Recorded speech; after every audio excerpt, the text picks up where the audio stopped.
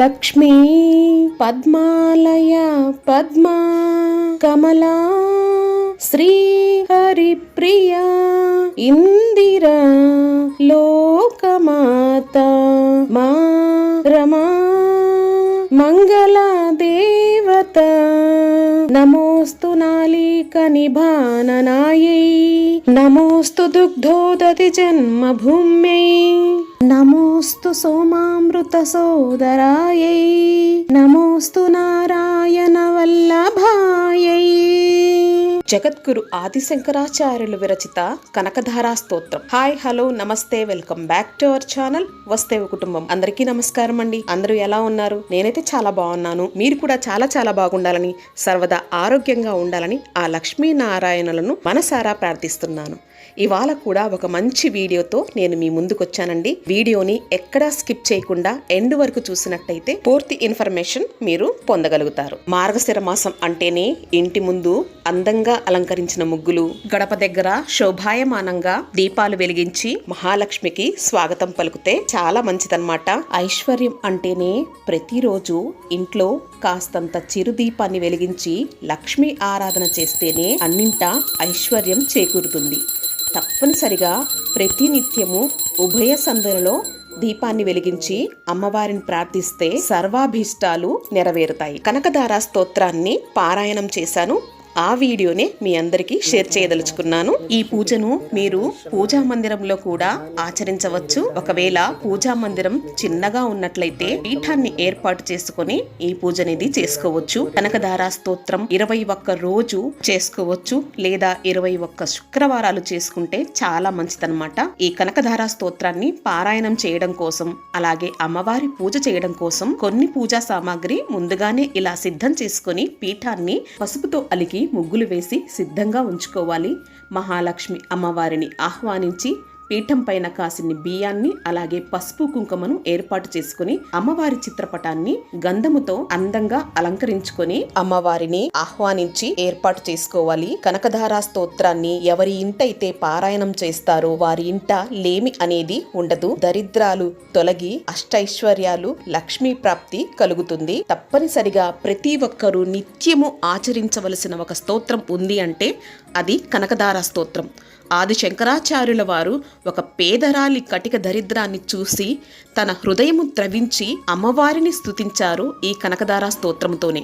అమ్మవారు ప్రసన్నురాలై ఆ ఇంట బంగారు ఉసిరికాయల వర్షాన్ని కురిపించింది. ఇది మనందరికీ తెలిసిన విషయమే. కానీ చాలా మందికి తెలియని విషయం ఏమిటి అంటే కనకధారా స్తోత్రమే ఒక ఐశ్వర్యము. ఆ స్తోత్రాన్ని ఏ ఇంటైతే పారాయణం చేస్తారో, ప్రతి నోట పఠన చేస్తారో వారికి లక్ష్మి కటాక్షము నాలుక మీదనే, అంటే సరస్వతి రూపంలోనూ, శక్తి అంటే మనలోని శక్తి రూపంలోనూ, త్రిమూర్తి స్వరూపం ఇచ్ఛాశక్తి, జ్ఞానశక్తి, క్రియాశక్తి రూపంలోనూ మనకు ఎప్పుడూ స్థిరంగా ఉంటుంది అని పురాణాలు తెలియజేస్తున్నాయి. అలాగే చాలా మందికి సందేహాలు ఉంటాయి. ఈ స్తోత్రాన్ని పఠించినంత మాత్రానే బంగారు ఉసిరికాయలు మన మీద కురుస్తాయి అని. అలాంటి సందేహాలు పెట్టుకోకుండా నమ్మకముతో, భక్తితో, శ్రద్ధతో మనం ఆచరిస్తే తప్పకుండా మనకు ఐశ్వర్యం లభిస్తుంది. జ్ఞానస్వరూపుడైన ఆదిశంకరాచార్యుల వారు మనకు అనుగ్రహించిన స్తోత్రం అంతా ఇంత శక్తివంతమైనది కాదు,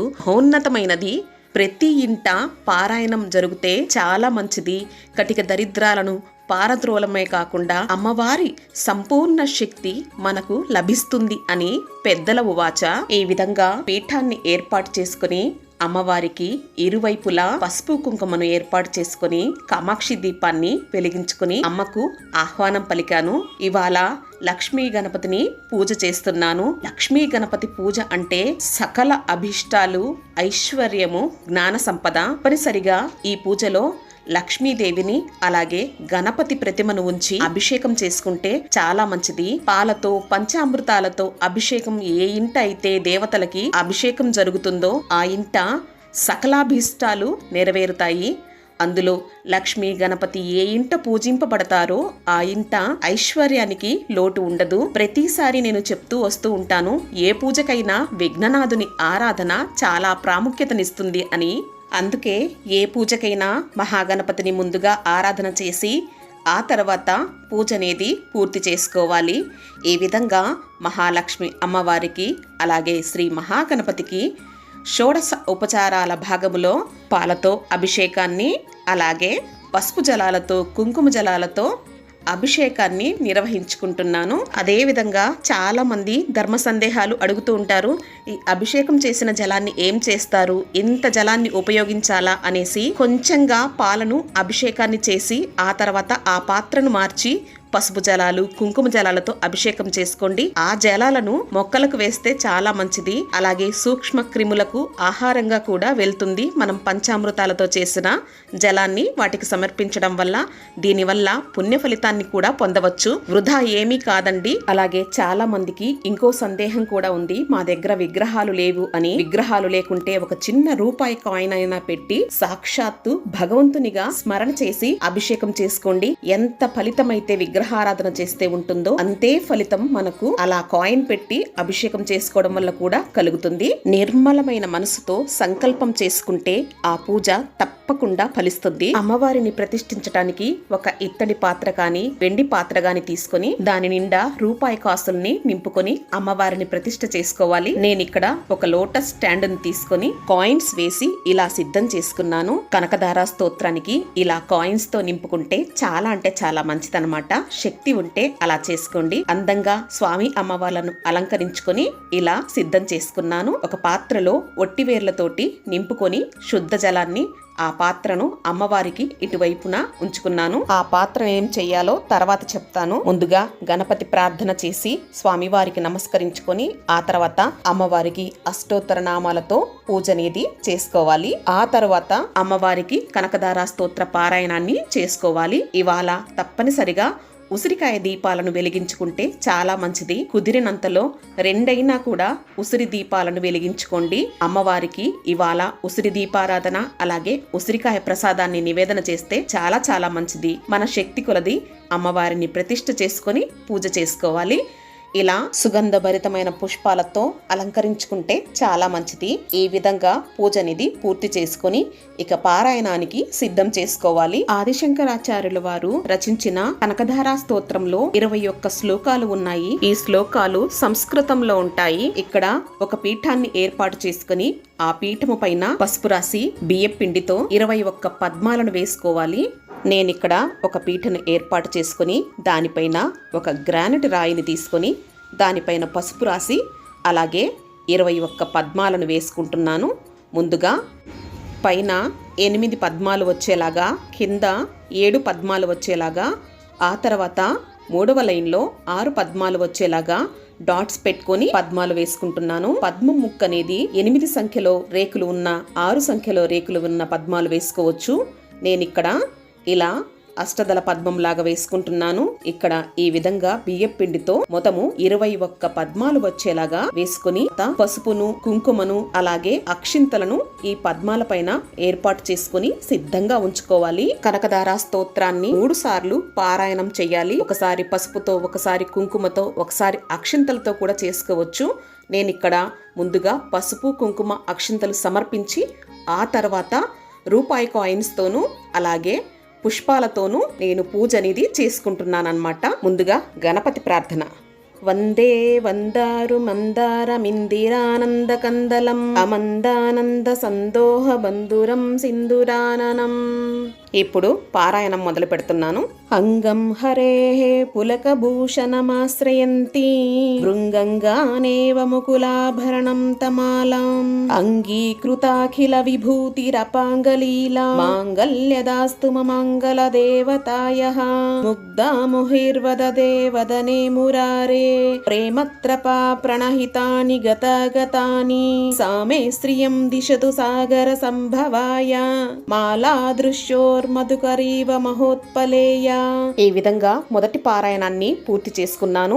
రెండవ పారాయణానికి వెండి పువ్వులు అలాగే గులాబీ పువ్వులతో అమ్మవారి పారాయణ చేస్తున్నాను. అంగం హరే పులకభూషణమాశ్రయంతి భృంగంగానేవ ముకులాభరణం తమాలాం. మొదటి 2 శ్లోకాలకి అర్థాన్ని చెబుతున్నాను, వినండి.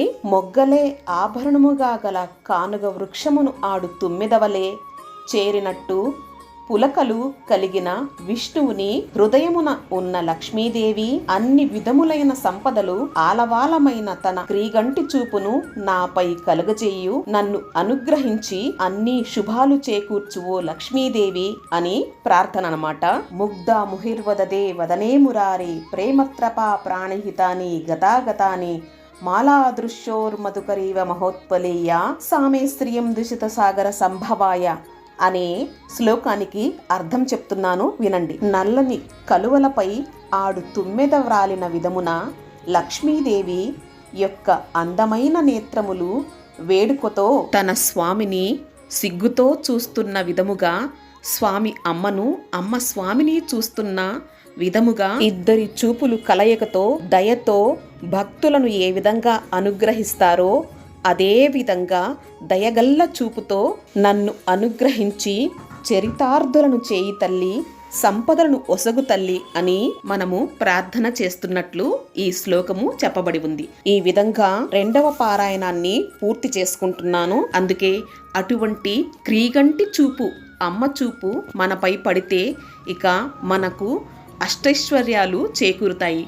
పెద్దలు చెప్పిన విధముగా మహాలక్ష్మి చూపు పడితేనే కటిక దరిద్రాలు పారద్రోలుతాయి అని ఈ కనకధార స్తోత్రాన్ని ఎంతో ప్రేమతో, ఎంతో భక్తి శ్రద్ధలతో మనము ఆ భావనతో అమ్మవారిని స్తుతిస్తే తప్పక అమ్మవారు మనకు కనక వర్షాన్ని కురిపిస్తుంది. 3వ పారాయణాన్ని మొదలు పెడుతున్నాను.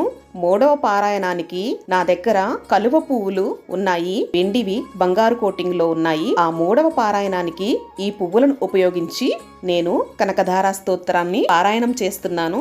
ఓ జగన్మాత, ఈ ప్రాణిని నుదుట యందు ధనవంతుల ద్వారము చెంత నిలబడి తద్వారా కలుగు ధనముతో జీవనము చేయునట్లుగా దుఃఖమును కలిగింపచేయే బ్రహ్మరాతను నీ పాదములతో రూపు మాపేయు తల్లి అని అర్థము. ఆహా, ఎంత చక్కటి అర్థముతో ఈ కనకధార స్తోత్రం రచించబడింది. ఈ కనకధార స్తోత్రము సంస్కృతంలో ఉన్న తెలుగులో అర్థాలు తెలుసుకుంటే మన బ్రహ్మ రాసిన రాతను కూడా మార్చుకోగలిగే శక్తి ఈ శ్లోకాలకు ఉంది అని అర్థము. అమ్మవారు ఈ శ్లోకాన్ని ఎవరైతే పఠిస్తారో వారి కష్టాన్ని ఎడమకాలితో తుడిచివేస్తుందట. అందుకే ప్రతి నిత్యము మనము ఈ కనకధార స్తోత్రాన్ని పారాయణం చేస్తే చాలా మంచిది. కష్టాలు ఎక్కువగా ఉన్నవారు 21 రోజు ప్రతి నిత్యము పారాయణ చేస్తే మంచిది. కుదిరిన వాళ్ళు పౌర్ణమి రోజు మొదలుపెట్టి ఆ తర్వాత శుక్రవారాలు పూర్తి చేసుకుంటే చాలా మంచిది. మన శక్తి కొలది అమ్మను ఇలా ఆరాధన చేసుకోవచ్చు. సపరేట్గా పీఠాన్ని పెట్టి ఇలా పూజ చేసి పారాయణ చేయవచ్చు, లేదా ప్రతి నిత్యము పూజా మందిరంలో ఎదుట కూర్చొని పారాయణ చేసుకోవచ్చు. ఈ విధంగా 3వ పారాయణాన్ని పూర్తి చేసుకొని ఉసిరి దీపాలను వెలిగించుకుంటున్నాను. అమ్మవారికి ఇవాళ ఉసిరి దీపారాధన చేసుకొని ఉసిరికాయతో ప్రసాదాన్ని నివేదన చేసుకుంటే మంచిది. నేను అమ్మవారికి ఉసిరికాయను ప్రసాదంగా నివేదన చేస్తున్నాను. అలాగే పరమాన్నాన్ని నివేదన చేస్తున్నాను. పళ్ళను, పరమాన్నాన్ని, ఉసిరికాయలను ఇలా నివేదన చేసి అమ్మకు సమర్పిస్తున్నాను. మన శక్తి కొలది ఎంత చేయగలిగితే అంత చేస్తే అమ్మవారు సంతృప్తిగా స్వీకరిస్తారు. ఈ మార్గశిర మాసంలో లక్ష్మీ వారాలు అంటే గురువారాలు కూడా ఈ పూజ చేసుకోవచ్చు. శుక్రవారాలు చేసుకున్నా చాలా మంచిది. ఇవాళ పౌర్ణమి రోజు నుంచి మొదలుపెట్టి కూడా చేసుకోవచ్చు. పౌర్ణమి రోజు మొదలు పెడితే చాలా అంటే చాలా మంచి ఫలితాలు లభిస్తాయి. లక్ష్మీదేవిని పౌర్ణమి రోజు, అమావాస్య రోజు ఆరాధన చేస్తే మంచిది. ఇలాంటి అద్భుతమైన స్తోత్రాలతోటి అమ్మను స్తుతించి ఆరాధించడం వల్ల అమ్మవారు ఆనంద తాండవం చేసి కనక వర్షాన్ని మన ఇంట కురిపిస్తుంది. ఇక ఈ పూజకు కొన్ని నియమాలు పాటించాలి. ఏ ఇంట మాంసాహారాన్ని స్వీకరించకుండా పూజ చేస్తారో ఆ ఇంట లక్ష్మి స్థిర నివాసమై ఉంటుంది. ఈ పూజ చేసిన రోజు మాంసాహారాన్ని స్వీకరించకపోవడమే ఉత్తమమైనది. అలాగే శుచి శుభ్రతతో ఈ పూజ చేసుకోవాలి. ఇంటిని శుభ్రపరిచి పూజా మందిరంలో దీపారాధన చేసుకుని ఆ తర్వాత మనం సపరేట్ గా పీఠాన్ని ఏర్పాటు చేసుకుని పూజ చేసుకుంటే చాలా మంచి ఫలితాలు లభిస్తాయి. ఎవరైతే అనుదినము వేదరూపిణి అయిన మహాలక్ష్మిని ఈ స్తోత్రముతో స్తుతించి పూజించుచున్నారో అట్టివారు సుగుణములు కలిగి సర్వ సంపదలు కలిగి పండితుల చేత స్తుతింపబడి గొప్ప వైభవాన్ని, కీర్తిని పొంది లక్ష్మీ కటాక్షాన్ని పొందుతారు అని లక్ష్మీ పురాణంలో చెప్పబడి ఉంది. అందుకు తప్పనిసరిగా మనము అందరము శ్రీ మహాలక్ష్మిని ప్రార్థించి స్తుతించి అమ్మను ఆరాధించి అష్టైశ్వర్యాలు సకల సంపదలను పొంది ఆరోగ్య సంపదను పొంది ఆనందంగా జీవనాన్ని గడపాలి అని మనస్ఫూర్తిగా కోరుకుంటున్నాను.